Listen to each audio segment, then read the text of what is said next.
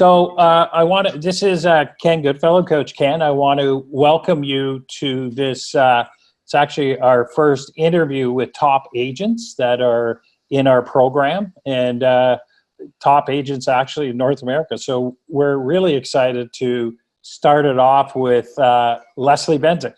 And Leslie is, I like the start of his bio. He says, Leslie Benczik just doesn't get out of bed in the morning. He jumps out of bed motivated to make a positive difference in people's lives. I love that because that's who Leslie is. That's what Leslie does. And coaching him, I personally coach him. So over the last few years, it's really been great to see the progression and the positive things that he does with his business. So Leslie, welcome. Thank you, Ken. Great to be here. It's an absolute honor. Great. So why don't you start off telling us a little bit about your team and your business, and kind of when did you start, and how long have you been in it, and where are you right now in your business? Absolutely. Like as far as team size and stuff goes. Okay, perfect. Yeah. So I've been in business 28 plus years. Actually, it's going to be 29 years in March, a little bit of a scary number. Since 1990, and never forget the first 6 years I was in real estate. I worked in a declining market for 6 straight years. So if anybody thinks we're having a tough market right now, they don't know what a tough market is, because we're actually in a pretty decent market right now. I have a team of 8 presently, myself as a team leader. I have also 5 salespeople on the team. And we have an administrator, and we have a gentleman that works in marketing on our team. So we have a small, very, very efficient team. I'm going to say the team probably started an operation around 2000. So about 18 years I've worked on developing the team that I have. Prior to that, I experimented with having administrative help, having the odd agent on the team. But I don't think it was till around 2000 that I formed kind of the basis of a team with an administrative assistant as well as a licensed agent on the team. So what made you start a team? That's a good question. I guess I always wanted to do more. So I wasn't satisfied with just the production I was doing on my own. I wanted to build, I wanted to grow.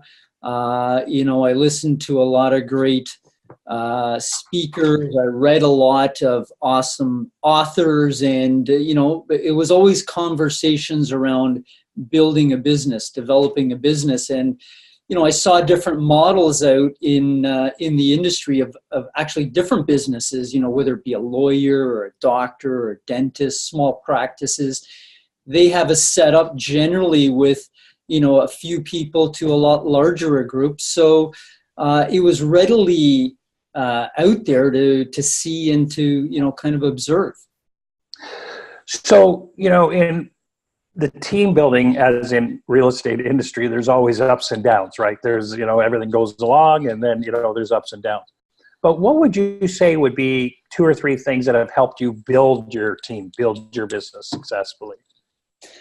Yeah, so I think one of them is really creating a long-term mindset. So, you use the word build a business, and I think it's something that we've always communicated around the team, is that we're building a business, and even our salespeople within the team are building their own micro business within the team. So as they build their little micro business and we build the overall business, it grows. And I think just having that long-term perspective is really, really important. We're not in it just to get the deal done.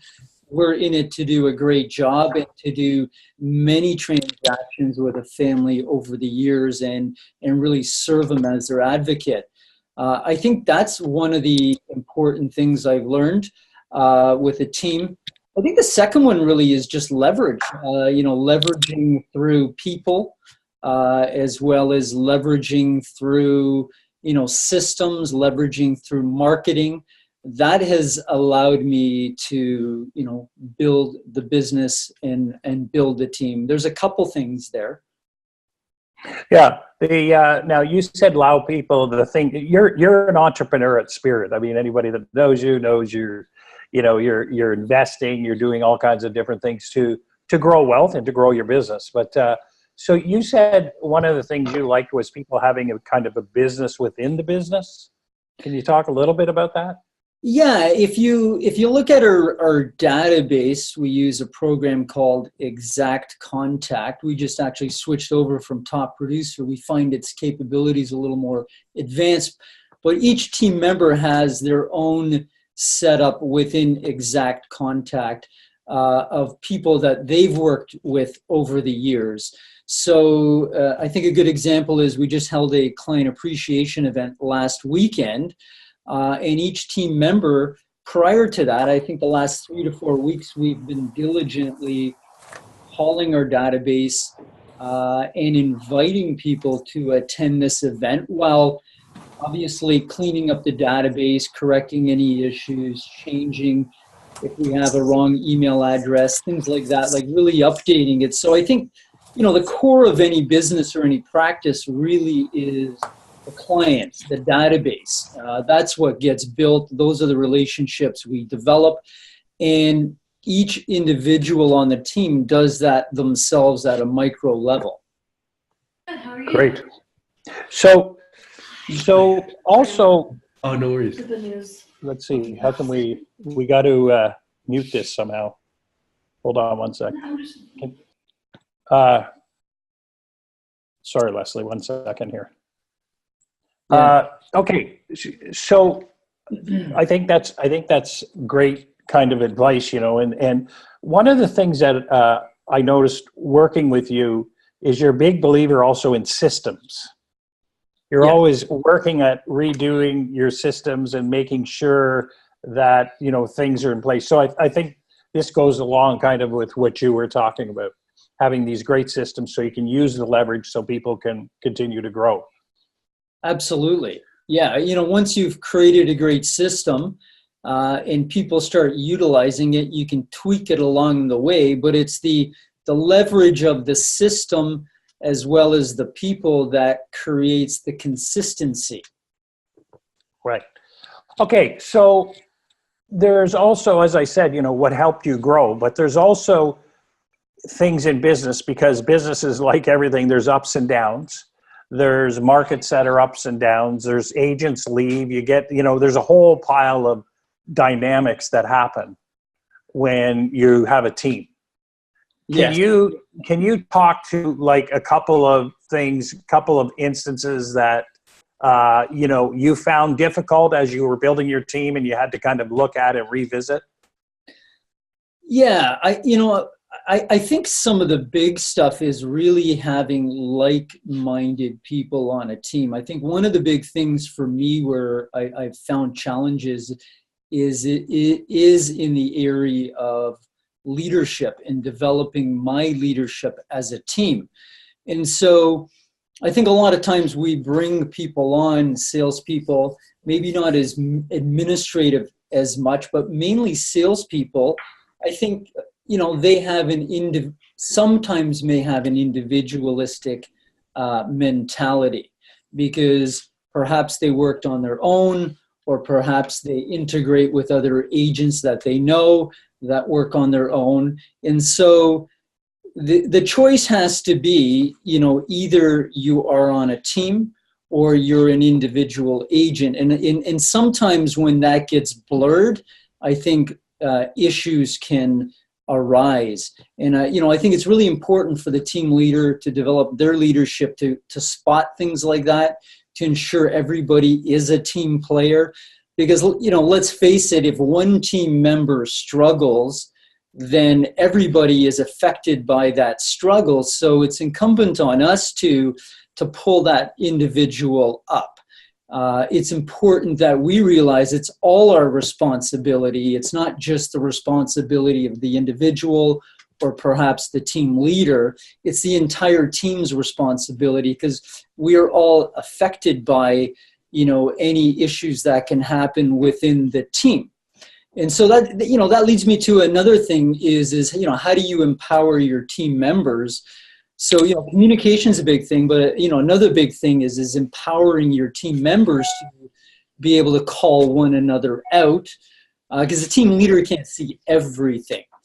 But, how do you create a high enough trust level so we can call one another out and not have that be taken personally or upset each other?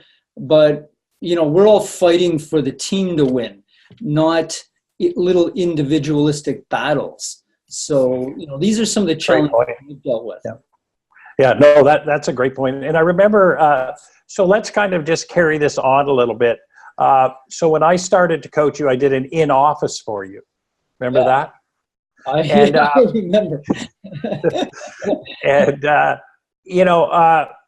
I think the other part of being a great leader is acting on kind of what you need to do, rather than kind of hoping it gets better, right?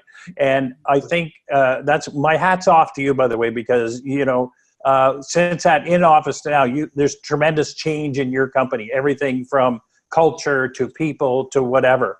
What do you? And you've been in business a long time, 28 years. And people on my team a long time. Like, I have one team member here 18 plus years, another one 16 years. I had a team member that was with us 10 years that left because of the changes we implemented from the offsite. But, frankly, they needed to leave because we were just not gelling. We weren't on the same, mindset. Right. And so that was kind of my point. Like, so when I thought you had a tremendous business, by the way, even when I came in and I did the in-office, but one of the things, as you've been talking a lot about, is to make sure that everybody's on the same page and that everybody is trying to move the team forward, not holding you back. I think that's a big difference for yourself. And so I saw, what would be some of the changes that you made since I came there, and not just, but that you've made that have made a difference in your team? I think a lot has been around walking the talk and communicating, and what I call not stepping over things. So if there are issues, they get dealt with. I've always been of the mindset, pound sales, always be out there selling, listing, and things would happen within the team, and there just wasn't always time to deal with all the interpersonal issues, and that's where issues can fester and negativity can creep in. And so, what I've learned through, your coaching and training and leadership development is I need to deal with that stuff head on. I can't step over anything. Things can't get swept under the carpet. A silly example, every team member has to have an email address with the company URL in it. They can't be using a personal email address sometimes the company email address. It all has to be a uniform team effort. So that's one example. And, another example is if somebody is not doing that or not buying into that, then deal with it, address it. Stuff like that I used to resist because I didn't always like it. And I focused my energy on listing and selling, which I liked. Right. And so just to carry this another step farther is that one of the things I've really noticed you doing in the last 3 or 4 months is spending concentrated time kind of with each individual on the team to help them get better at what they're doing, and spending time, working on if it's scripts, helping them call, going on appointments with them, doing whatever it takes, and having them be accountable to you. Can you talk a little bit about that? Yeah, a lot of it started with, working on culture and identifying that. But, the big one really was was accountability. We didn't have accountability per se. I allowed a lot of autonomy within the team. And so, we call it a team, but it's really, it's a bunch of individuals working together that call themselves a team. And so, I developed, accountability structures. So, I have a meeting. It started with admin because that is the easy area to start it. And so, for the last few years, I've been having a reporting meeting or just a weekly meeting with my administrator, just going over what are the weekly things that you're doing, what are the projects, what are the listings that are rolling out, what are you struggling with, what's working well. Some of the areas, she had issues with were just writing in our magazines on a property, just writing the free form information, describing it very well. So what we did was we went out and bought a bunch of magazines like Home, Enhance Your Home, and this and that, which had a lot of that descriptive type of wording in it. And, every week we'd review a magazine just to work on her wording until it got better. So that's really worked very well to deal with that on a consistent basis. And then with my marketing guy, very, very similar. We have a weekly meeting. And, even with him, I probably even meet informally a few other times through the week as well with things that we're working on. And definitely accountability is a big, big thing because my marketing guy is working on a lot of projects. He's got a lot of moving parts. And deadlines aren't always his strength. So really keeping him focused to the deadlines and the commitments he's made and how to deal with it. If you're not going to meet a deadline, how to communicate about that. Like, it might sound really simple. Like, I think it's obvious. And I never realized that, you got to teach people how to communicate. Like, so if you can't hit a deadline, well, then you need to let me know. And you need to make a request for an alternative deadline that you can meet, and you need to work hard to achieve it with the new deadline once you get my okay. And if you're going to put your word out there that you're going to do something by a certain period of time, you need to do it because, as a team, we lose trust in one another if we cannot live up to the things we say we're going to do. And so that's been a very big learning for that team member and obviously other team members as well. Right. With salespeople, our accountability slowly started in our team meetings where we've done business planning. We've worked on, this year we've looked at, okay, what is your number one and your number two that you need to work on to achieve your goals this year? And everybody's identified that. And we look at that every week to see how they're doing with their number one and their number two areas. And so accountability, I can't say my accountability levels are very high with the salespeople, but they're definitely higher. And even, for example, with our database prospecting for this event that we just had, we have had 3 listing opportunities come out of that in the last few weeks. And so the focus on that, the weekly focus on it has started generating better results. Awesome. That's great. Yeah, I think too, one of the things I always think about when I hang up doing a coaching call with you is you're always trying to find the positive. You're always trying to, we're all human, right? There's things that you're not too happy about on days, but I really notice this above like a lot of people that I coach is that no matter what's happening, you really try to focus on the positive. That's a mindset thing, right? That's a kind of, you've worked hard on that, have you?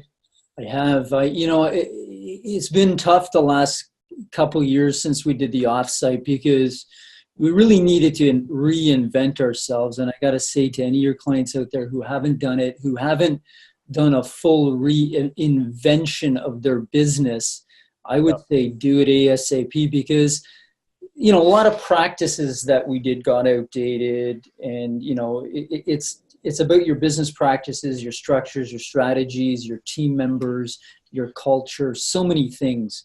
I would really, really recommend it. You know, how critical that is. You know, getting back to your point about, you know, holding a powerful mindset, that's really key, because, you know, we're going to attract to us, you know, what we put out there in the world. And if we, you know, we're putting out negative stuff, then it's going to come back. So I've really had to work hard at that daily. In some days it's been tough. And, you know, as we've seen progression, it's definitely gotten easier. You know, one of the really cool things I've done is I've looked at every one of my team members, and I looked at what are their strengths and what are their weaknesses.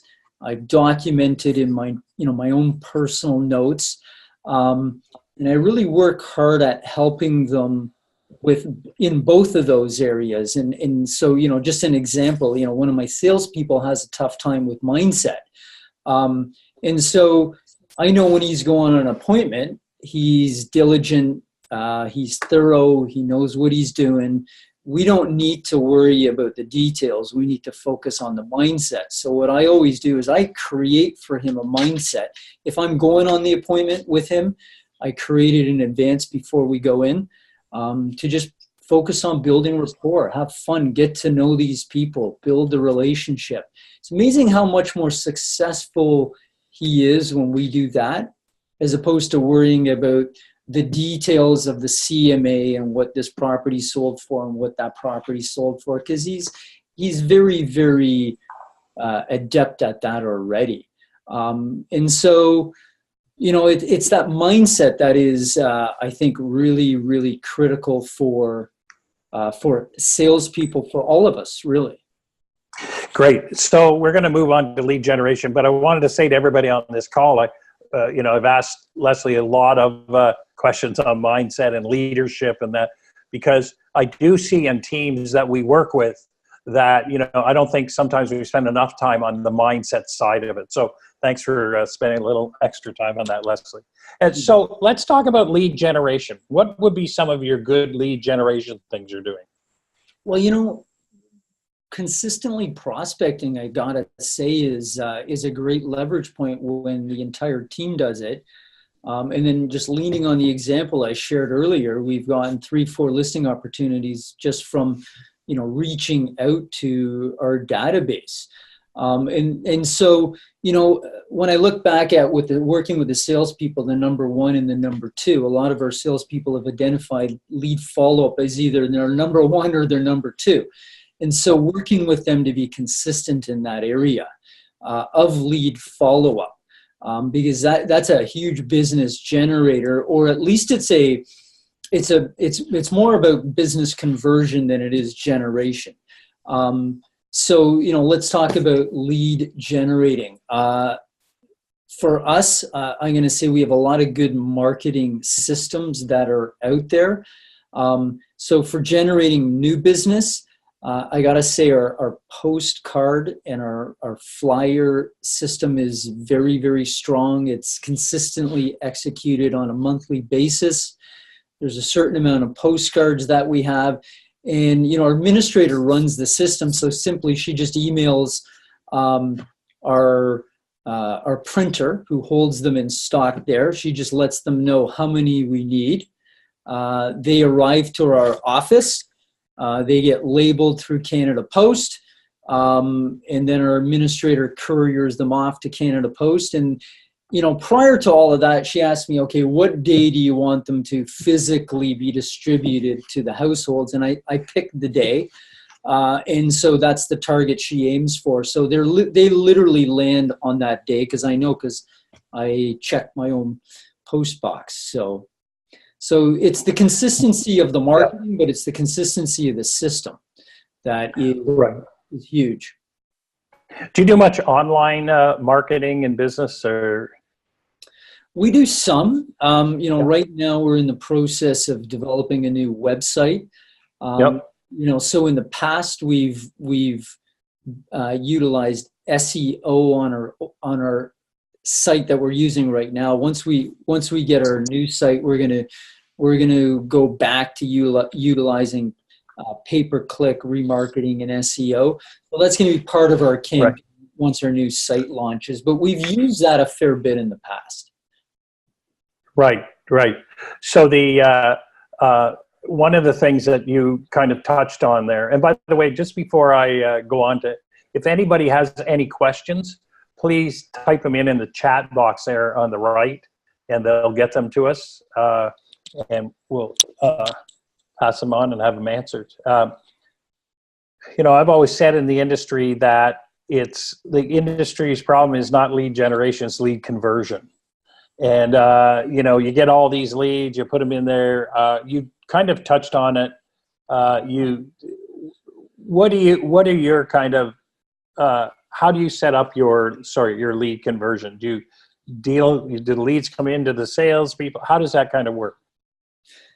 Yeah, so we have a couple different ways we handle it. Often leads it depends on how the lead comes into the office. So if they come through the website, then we have somebody handling web leads for the week, and the salespeople are on a rotation for that. If they come in via a phone call, then the lead is provided to me on a lead sheet that is fully filled out. A lot of questions are asked of the individual by our administrator, and then I'll distribute it to the team member that I think is suitable or has strength with that particular individual. And so, the leads are transitioned in a way to help the individual win when they call the prospect back. Okay, so you keep the detail and then continuous follow-up. Yeah, we've struggled with follow-up, and I think the mindset for the team was, okay, give me more leads, go on the appointment, either you get it or you don't, follow up sporadically. And our conversion hasn't been, I'm going to say, at a level I would like to see it at. So again, identifying the number 1 and 2 issues that each salesperson needs to work on this year has really helped, because a lot of them are working on lead follow-up. And so I've led by example in the area myself. And what I do every day is that's the first thing I do is lead follow-up. I go through my leads. I call whoever needs to be called. I check whatever needs to be checked so that they can be, provided information. They can be provided updated sales. I've got reasons to reach out to them on a consistent basis. And this year, our conversion has gone up 14 or 15% already. So it's working, but it's what it is. It's just having a system and doing it every day. And I couple that with my prospecting, because I many years ago when I was new in the business, for me it was just all about prospecting, marketing. I just didn't have the dollars to market. So now that we're consistently prospecting, doing it first thing in the day with my lead follow-up, and it's just a habit that gets done daily. And so you're not missing it by being busy with an appointment or whatever else. Right. What other urgency comes across your plate? So that's awesome. Does anybody have any questions? I don't know whether they can unmute people. I think you can. Anybody have any questions? I think everybody's still muted. There's a chat on the side there. If you click on the chat, there's one question about the postcards. Okay. Well, can you ask it? Because I can't see it. Okay. So one of the question was, Leslie, you talked about postcards. So how many have gone, so many have gone to electronic marketing, and, how many postcards do you send? How often? And, you said that they're really effective for you. Tell us a little bit more about that. Yeah, definitely. They get sent out monthly. So at least 11 to 12 times a year. I used to send them out more frequently. So if it's something somebody wants to take on as a first marketing project, I would think you got to do it at least twice a month to begin with. But because I've been doing it for a long time, I send them out monthly. We send out approximately, I'm going to say 60,000, give or take. And they all go out via Canada Post, because I can really track when they go out. and there's better consistency with, with the postal service doing the, the mass mail delivery. Okay, great. Any other questions from anybody? Can unmute yourself, I think, on the bottom of your screen. Anybody got any questions before I finish with a couple of questions here? Yeah. Okay, let's carry on here. So if you were doing this all again, Leslie, yeah, what would be a couple things you would change? Well, if again, I think the growth of it all has allowed me to be where I'm at. But I guess if I could go back at the same level of growth I'm at right now, definitely, a big one is having the right people on your team, being more involved in the recruiting, the hiring, the interviewing to ensure that I have the right people. So less administrative, perhaps attrition and disruption, hiring salespeople with the mindset or a similar mindset to mine, and more on the area of growth, development, personal skill, striving to be better and to achieve higher levels of results. Just a mentality of someone who wants to push themselves to, just to, give their absolute best. And, lastly, I think there's two things, when somebody shows up individualistically, dealing with it immediately, because it is a cancer. And two, dishonesty. If a team member is dishonest, I've tolerated indiscretions in the past, and those things have absolutely drove me nuts. And I do not tolerate them anymore. So it would be, dealing with that stuff head on, and if it doesn't change, changing the team member. Great. Kind of the last thought here. So there's lots of distraction out there right now. I mean, there's all kinds of technologies, there's all kinds of companies, there's all kinds of things happening. How do you keep focused on doing, making money, doing sales, getting buyers, working with the team, keeping the team focused? How do you do that? Yeah, well, I'm a little more old school. I know with a lot of this great technology out there, it can really help. It can leverage. There's a lot that it can do. But, I've always loved the telephone. Just like you can. When I used to prospect, I used to have 2 telephones and 2 headsets, and I'd dial one and then I'd dial the other, and whoever picked up first I'd talk to and hang up on the other one. And then I'd make 150 contacts a day, meaning speaking to 150 people a day, and I'd be, prospecting 4 or 5 hours a day. Obviously that is not as effective today because, not everybody has a home phone number and it's harder to reach people, but I still believe in communicating with people, building relationships with people. So today we have to augment voice with text, with email. And I think where I see salespeople struggle is when they use too much text and email and not enough voice. They never struggle using too much voice. They only struggle when they use too much text and email, and you lose your ability to influence.